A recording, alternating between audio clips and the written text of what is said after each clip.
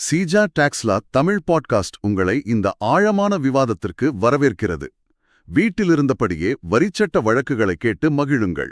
GST சட்ட அறிவை மேம்படுத்த சீஜா டாக்ஸ்லா தமிழ் பாட்காஸ்டை தவறாமல் கேளுங்கள். எங்களுடன் இணைந்திருக்க தொடர்பு கொள்ள வேண்டிய எண் 9964886879. வணக்கம். நீங்க பல வருஷமா ஒரு தொழில கஷ்டப்பட்டு உருவாக்குறீங்கன்னு வச்சுக்கோங்க. திடீர்னு ஒரு நாள் ஒரே ஒரு இமெயில், உங்க தொழில் மொத்தமா முடக்கப்படுது. இத கற்பனை செய்யவே ரொம்ப கஷ்டமா இருக்கு இல்லையா? ஆனா இதுதான் சமீபத்துல ஒரு நிறுவனத்துக்கு நடந்திருக்கு. ஒரு அரசு அதிகாரியோட ஒரே ஒரு உத்தரவு ஒரு தொழில முழுசா முடக்கிட முடியுமா? அலகாபாத் உயர்நீதிமன்றத்துல நடந்த ஒரு வழக்கு இந்த மிக முக்கியமான கேள்வியை எழுப்பியிருக்கு. இன்னைக்கு இந்த வழக்க நம்ம ரொம்ப விரிவாக அலச போறோம். இதிலிருந்து நாம கத்துக்க வேண்டிய பாடங்கள் இன்னைக்கு தொழில் செய்யற ஒவ்வொருத்தருக்கும் ரொம்ப முக்கியம். சரி, வாங்க இந்த விஷயத்தோட ஆழத்துக்கு போலாம். முதல்ல அந்த நிறுவனத்துக்கு என்னதான் ஆச்சு?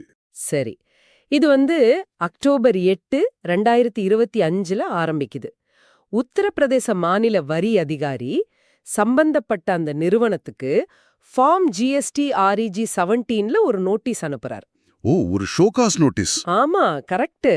அதாவது உங்க ஜிஎஸ்டி பதிவை ஏன் ரத்து செய்யக்கூடாதுன்னு விளக்கம் கேட்கிற ஒரு நோட்டீஸ். இதுதான் முதல் புள்ளி. இந்த மாதிரி நோட்டீஸ் வர்றது ஒரு வகையில இயல்பு தானே. அதுல என்ன குற்றச்சாட்டு வச்சிருந்தாங்க? நல்ல கேள்வி.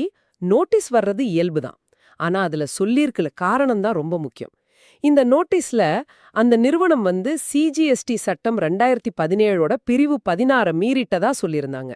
பிரிவு 16, அதாவது இன்புட் டாக்ஸ் கிரெடிட் சம்பந்தப்பட்டதா? அதேதான். அவங்க உள்ளீட்டு வரிக்கடனை, அதாவது ஐடிசிய தவறா எடுத்திருக்காங்கன்னு குற்றம் சாட்டியிருந்தாங்க. சுருக்கமா சொல்லணும்னா ஐடிசி வாங்கறதுக்கான நிபந்தனைகளை அவங்க பூர்த்தி செய்யலங்கிறது தான் குற்றச்சாட்டு. ஓகே, அப்போ இந்த குற்றச்சாட்டுக்கு அந்த நிறுவனம் என்ன பதில் சொன்னாங்க? அக்டோபர் 15, 2025ல அந்த நிறுவனம் ஆன்லைன்ல ஒரு விரிவான பதில ஃபைல் பண்ணாங்க. அதுல அவங்க ஒரு ரொம்ப முக்கியமான விஷயத்த சுட்டிக்காட்டினாங்க. அப்படியா? அது என்ன விஷயம்? அதாவது மத்திய ஜிஎஸ்டி புலனாய்வுத் துறையான டிஜிஜிஐ இருக்கு இல்லையா? Directorate general of GST intelligence. ஆமா, அந்த அமைப்பு ஏற்கனவே இதே விஷயமா தங்களோட நிறுவனத்துல ஒரு கணக்கெடுப்பு நடத்திட்டு வரதாகவும், அதுக்கு நாங்க முழு ஒத்துழைப்பு கொடுத்துட்டு இருக்கோம்னு தெளிவா சொன்னாங்க. ஒரு நிமிஷம். அப்போ ஒரே விஷயத்துக்காக 2 அழகழகான அரசு அமைப்புகள் ஒரே கம்பெனியை விசாரிக்கிறாங்களா? இது அந்த நிறுவனத்துக்கு எவ்வளோ ஒரு குழப்பத்தையும் அழுத்தத்தையும் கொடுத்திருக்கும்? மிகச்சரியா சொன்னீங்க. இது ஒரு நடைமுறை சிக்கல் தான். அதனால அந்த நிறுவனம் ரொம்ப நியாயமான ஒரு கோரிக்கைய வச்சாங்க. டிஜிஐஜிங்கிறது ஒரு உயர்மட்ட விசாரணை அமைப்பு. அவங்க விசாரணை இன்னும் முடியல. அதனால அதோட முடிவு வர வரைக்கும் இந்த மாநில ஜிஎஸ்டி பதிவு ரத்து நடவடிக்கைய தற்காலிகமா நிறுத்தி வைக்கன்னு கேட்டாங்க. இது ரொம்ப லாஜிக்கலான ஒரு கோரிக்கை. இங்கதான் இந்த கேஸ்ல ஒரு நம்ப முடியாத திருப்பம் நடக்குது. நிறுவனம் அக்டோபர் 15ஆம் தேதி பதில் அனுப்புறாங்க. அதுக்கு அந்த அதிகாரி என்ன செஞ்சார்? இதுதான் இந்த வழக்கின் மையப்புள்ளி. நிறுவனம் பதில் கொடுத்த சில மணி நேரத்திலேயே அதே அக்டோபர் 15ஆம் தேதி அந்த அதிகாரி ஃபார்ம் ஜிஎஸ்டி REG 19ல ஒரு ஆர்டர் போடுறார். அதே நாள்லயா? ஆமா, அதே நாள்ல. அந்த உத்தரவுல உங்கள் பதில் திருப்திகரமாக இல்லைன்னு ஒரே ஒரு வரி. என்னது, ஒரே ஒரு வரியா? ஆமா, your reply is not found satisfactoryன்னு மட்டும் சொல்லிட்டு அவங்களோட ஜிஎஸ்டி பதிவை அக்டோபர் 8, 2025 தேதியிலிருந்து, அதாவது பின் தேதியிட்டு ரத்து பண்ணிட்டார். ரொம்ப அதிர்ச்சியா இருக்கு. ஒரு விரிவான பதிலுக்கு திருப்தி இல்லைன்னு ஒத்த வரியில பதில் சொல்லி பதிவை கேன்சல் பண்ணிட்டாரா? அந்த டிஜிஜிஐ விசாரணை நடந்துட்டு இருக்குன்னு சொன்னதை அவர் கொஞ்சம் கூட கவனிக்கவே இல்லையா? இது ஒரு நிர்வாக முடிவு மாதிரி தெரியலையே. உங்க சந்தேகம் சரிதான். இங்கதான் அலகாபாத் உயர்நீதிமன்றம் இந்த விஷயத்த ரொம்ப தீவிரமா பார்த்தது. நீதிமன்றம் இந்த உத்தரவை ரொம்ப கடுமையா விமர்சிச்சுது. இது ஒரு காரணங்கள் இல்லாத உத்தரவு, அதாவது அன்ரீசன்ட் ஆர்டர்னு திட்டவட்டமா சொல்லிட்டாங்க. காரணங்கள் சொல்றது சட்டப்படி அவ்வளவு அவசியமா? கண்டிப்பா. காரணங்கள் தான் ஒரு உத்தரவோட ஆன்மா. ஒருத்தருக்கு ஏன் அவர் மேல நடவடிக்கை எடுக்கப்படுதுன்னு தெரியணும் இல்லையா? அப்போதான் அவர் அதை எதிர்த்து மேல்முறையீடு செய்ய முடியும். இந்த கேஸ்ல பதில் திருப்தி இல்லைங்கிறது ஒரு முடிவு, அது ஒரு காரணம் கிடையாது. ஏன் திருப்தி இல்ல? ஆமா, எந்த பாயிண்ட் சரியில்ல? டிஜிஜிஐ விசாரணை பத்தி ஏன் ஒரு வார்த்தை கூட சொல்லல? அதேதான். இந்த கேள்விகளுக்கு பதிலே காணோம். காரணம் இல்லாத ஒரு உத்தரவு இயற்கை நீதிக்கு முற்றிலும் எதிரானது. இந்த விஷயத்துல நீதிமன்றம் ஒரு மிக முக்கியமான ரொம்ப வலிமையான ஒரு வார்த்தையை பயன்படுத்தினதா நான் கேள்விப்பட்டேன். அதாவது ஒரு வணிகத்தோட ஜிஎஸ்டி பதிவை ரத்து செய்யறது அந்த வணிகத்தோட பொருளாதார மரணத்துக்கு சமம்னு சொன்னாங்களாமே. அதை கொஞ்சம் விளக்க முடியுமா? ஆமா, அந்த வார்த்தை தான் இந்த தீர்ப்போட தீவிரத்தையே நமக்கு உணர்த்துது. பொருளாதார மரணம். இது சும்மா ஒரு அலங்கார வார்த்தை இல்ல, அதுதான் நிஜம். யோசிச்சு பாருங்க, ஒரு நிறுவனத்தோட ஜிஎஸ்டி பதிவு ரத்து செய்யப்பட்டா என்ன நடக்கும்? அவங்களால டாக்ஸ் இன்வாய்ஸ் கொடுக்க முடியாது. அப்போ அவங்க கிட்ட இந்த பொருள் வாங்குற மத்த கம்பெனிக்கு இன்புட் டாக்ஸ் கிரெடிட் கிடைக்காது. கரெக்ட். அதனால எந்த ஒரு பெரிய நிறுவனமோ இவங்க கூட பிசினஸ் பண்ணவே முன்வர மாட்டாங்க. அதே மாதிரி அந்த நிறுவனமும் அவங்க வாங்கின பொருளுக்கான ஐடிசியை கிளைம் பண்ண முடியாது. செலவுகள் அதிகமாயிடும் இல்லையா? நிச்சயமா.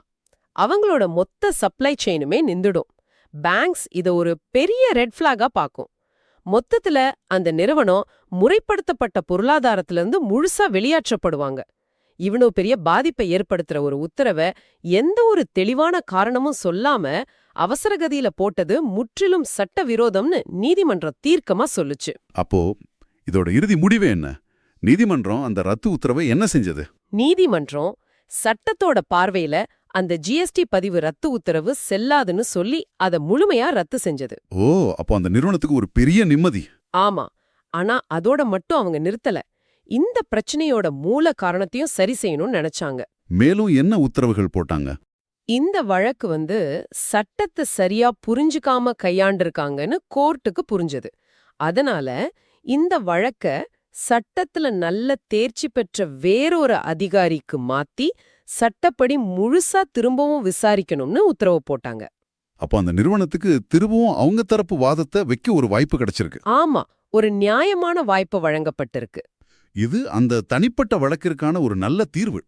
ஆனா இது மாதிரி தன்னிச்சையான உத்தரவுகளால மத்த பிசினஸ் பாதிக்கப்படாம இருக்க நீதிமன்றம் ஏதாவது அமைப்பு ரீதியான மாற்றத்தை கொண்டு வந்ததா? இது ரொம்ப முக்கியமான கேள்வி. நீதிமன்றம் ஒரு தனிப்பட்ட தப்ப மட்டும் சரி செய்ய விரும்பல. இது ஒரு பரவலான பிரச்சனையா இருக்கலாம்னு அவங்க உணர்ந்தாங்க. அவங்க தீர்ப்புல ஒன்னு சொன்னாங்க. கடந்த 1 மாசத்துல மட்டும் இது மாதிரி பல காரணமில்லாத உத்தரவுகளை நாங்க பாத்திருக்கோம்னு சொன்னது ரொம்ப கவனிக்க வேண்டிய விஷயம். அப்படியா சொல்றீங்க? அப்போ இது ஒரு தனிப்பட்ட அதிகாரியோட தவறு மட்டும் இல்ல, ஒரு சிஸ்டமிக் பிரச்சனையா இருக்கலாம்னு நீதிமன்றம் சுட்டிக்காட்டுது. ஆனா அதனாலதான் உத்தரப்பிரதேச மாநில வணிக வரித்துறை ஆணையருக்கு சில முக்கியமான நிர்வாக வழிகாட்டுதல்களை ஒரு சர்க்குலரா வெளியிடணும்னு உத்தரவு போட்டாங்க. எதிர்காலத்துல இது மாதிரி நடக்காம இருக்க ஒரு தடுப்பு நடவடிக்கை. அந்த வழிகாட்டுதல்கள் என்னென்ன? முக்கியமா 3 விஷயங்கள். 1, இனிமேல் வர எந்த ஒரு பதிவிறத்து உத்தரவும் தெளிவான முறையான காரணங்களோட இருக்கணும். ஏன் ஒருத்தரோட பதில் நிராகரிக்கப்படுதுன்னு விளக்கமா சொல்லணும். சரி. 2வது, அந்த நிறுவனத்துக்கு பதிலளிக்க சரியான வாய்ப்பும், தேவைப்பட்டா நேர்ல விளக்கம் கொடுக்க ஒரு வாய்ப்பும் கொடுத்ததுக்கு அப்புறம் தான் இறுதி உத்தரவு போடணும். இது ரொம்ப முக்கியம். 3வது என்ன? 3வதா, இந்த விதிகளை மீறுகிற அதிகாரிகள் மேல அபராதம் உள்ளிட்ட துறை ரீதியான ஒழுங்கு நடவடிக்கைகள் எடுக்கப்படணும்னு சொன்னாங்க. இந்த 3வது கண்டிஷன் தான் அதிகாரிகளுக்கு ஒரு பொறுப்புணர்வை ஏற்படுத்துற உண்மையான ஆயுதம். ஆக இந்த தீர்ப்பிலிருந்து நீங்க, அதாவது இதை கேட்டுட்டு இருக்கிற தொழில் முனைவோர்கள் தெரிஞ்சுக்க வேண்டிய முக்கியமான செய்தி என்னன்னா, வரி அதிகாரிகள் அவங்களோட அதிகாரத்தை சட்ட வரம்புக்கு உட்பட்டு முறையான காரணங்களோட மட்டும்தான் பயன்படுத்தணும். ஒரு தொழிலோட வாழ்வாதாரத்தை பாதிக்கிற முடிவுகளை இவ்வளவு சுலபமா எடுத்துட முடியாதுங்கிறத இந்த தீர்ப்பு ரொம்ப தெளிவா உறுதி செஞ்சிருக்கு. சரியா சொன்னீங்க. இந்த வழக்கு வணிகர்களை இந்த மாதிரி தன்னிச்சையான முடிவுகள்ல இருந்து பாதுகாக்குது. ஆனா ஒரு கேட்பவரா உங்களுக்கு இது ஒரு ஆழமான சிந்தனையை தூண்டணும். உங்களுக்கு எப்போதாவது வரித்துறையில இருந்து ஒரு நோட்டீஸ் வந்தா அதுக்கு உண்மைகளோட ஆதாரங்களோட பதில் சொல்றது எவ்வளவு முக்கியமோ, அதே அளவுக்கு அந்த துறையோட இறுதி உத்தரவுல முறையான காரணங்களும் சட்ட நடைமுறைகளும் பின்பற்றப்பட்டிருக்கான்னு பார்க்கறதும் முக்கியம். அதேதான். உத்தரவு வந்துருச்சு, இனி ஒன்னும் செய்ய முடியாதுன்னு இருந்துடக்கூடாது. அப்படித்தானே? நிச்சயமா. உங்களுக்கு ஒரு சிந்தனைய தரேன். இந்த கேஸ்ல ஒரு சட்ட ரீதியா தவறான உத்தரவு ஒரு தொழிலை கிட்டத்தட்ட அழிச்சிடுச்சு. ஆனா சரியான சட்ட அணுகுமுறை அந்த தொழிலை காப்பாத்திருக்கு. உங்களுக்கு வர்ற எந்த ஒரு உத்தரவையும் ஒரு முடிவா பார்க்காதீங்க. அது சட்டத்தோட சோதனையில தேருமான்னு பாருங்க. அந்த உத்தரவுல முறையான காரணம் இல்லைனாலோ, உங்களுக்கு பேச வாய்ப்பு கொடுக்கப்படலைனாலோ, இறுதியானதா தோன்ற ஒரு உத்தரவை கூட சட்டப்படி எதிர்க்க முடியும். அதுக்கு இந்த அலகாபாத் உயர்நீதிமன்ற வழக்கு ஒரு சிறந்த உதாரணம். சட்டத்துக்கு முன்னாடி எல்லாரும் சமம், அதிகாரிகளும் அதுக்கு விதிவிலக்கில்ல. இது சீஜர் டாக்ஸ்லா தமிழ் பாட்காஸ்ட், உங்கள் GST legal learning partner. GST சட்டம் பேசும் உங்கள் தோழன்.